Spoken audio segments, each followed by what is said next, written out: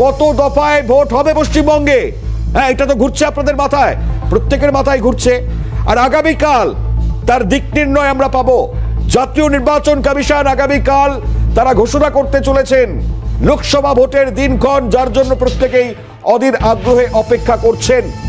লোকসভা ভোটের দিন কাল ঘোষণা হতে চলেছে দুপুর 3টের সময়। প্রেস কনফারেন্স হবে এবং তারপর প্রেস বিজ্ঞপ্তি দিয়ে নির্বাচন কমিশন যা জানিয়ে দিয়েছে, আগামীকাল দুপুর 3টের সময় এই নির্ঘণ্ট প্রকাশ হবে।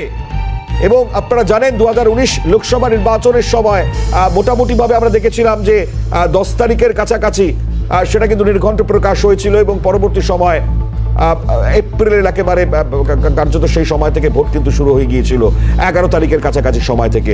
এবং পরবর্তী সময় আপনারা দেখেছেন গোটা পর্ব, গোটা পরিস্থিতি, যে 7 দফা নির্বাচন, এবার কত দফায় হবে ভোট, এবারেরটা কিন্তু অবশ্যই খুবই তাৎপর্যপূর্ণ। কারণ পশ্চিম বাংলায় শোনা যাচ্ছে 7 নয় 8 থেকে 9 দফা হতে পারে নির্বাচন।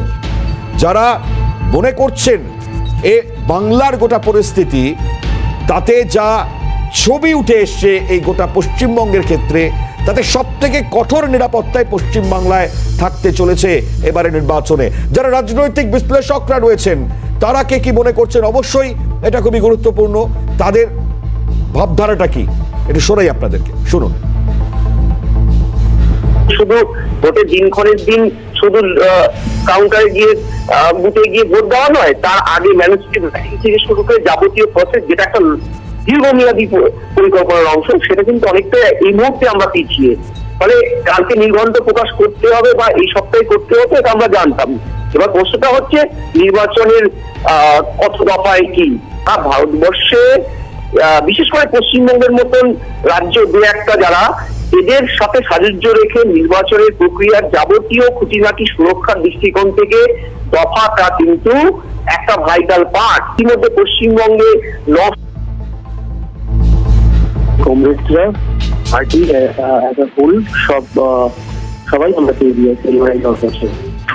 গণতান্ত্রিক ব্যবস্থায় মানুষের মতামত, সেই মতামত যাতে মানুষ ব্যক্ত করতে পারে, তাই জন্য নির্বাচন 8 দফায় হোক 9 দফায় হোক যাই হোক, পশ্চিমবাংলার যে শেষ নির্বাচনে আমরা যা অবস্থা দেখেছি, পঞ্চায়েতের ভোটে কার্যত লুট হয়েছে, তার যাতে না পুনরাবৃত্তি হয় সেদিকে যেন নির্বাচন কমিশন খেয়াল রাখে। পশ্চিমবঙ্গ এখনো বেরিয়ে যেতে পারেনি। স্বাভাবিকভাবে গোটা দেশের মধ্যে আমার মনে হয় সব থেকে বেশি ফেজে ইলেকশন করার প্রয়োজনীয়তা পশ্চিমবঙ্গেই আছে এবং সেই পুরো ইলেকশন কেন্দ্রীয় বাহিনীর নজরদারিতে হওয়া উচিত। এবং শুধু তাই নয়, কেন্দ্রীয় বাহিনী থাকলো বুথে, শুধু সেটুকুতে আমার মনে হয় কাজের কাজ হবে না। কেন্দ্রীয় বাহিনী লাইনে দাঁড়িয়ে ভোটার কার্ড মিলিয়ে দেখবে কারা ভোট দিতে আসছে না আসছে। গতবার করোনাকে ব্যবহার করে তৃণমূল কংগ্রেস বহু ভোটারকে ঢুকিয়েছিল মাস্ক লাগিয়ে মুখে।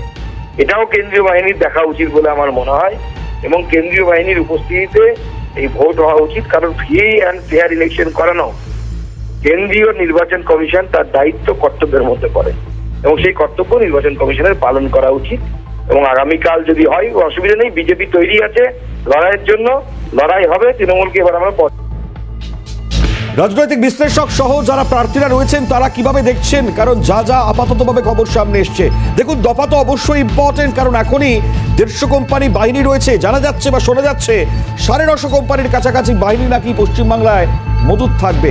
অর্থাৎ বুঝতেই পারছেন গোটা পরিস্থিতি, এই দফা কতটা জরুরি, কতটা উল্লেখযোগ্য। অবশ্যই আমাদেরও নজর থাকবে আগামীকাল।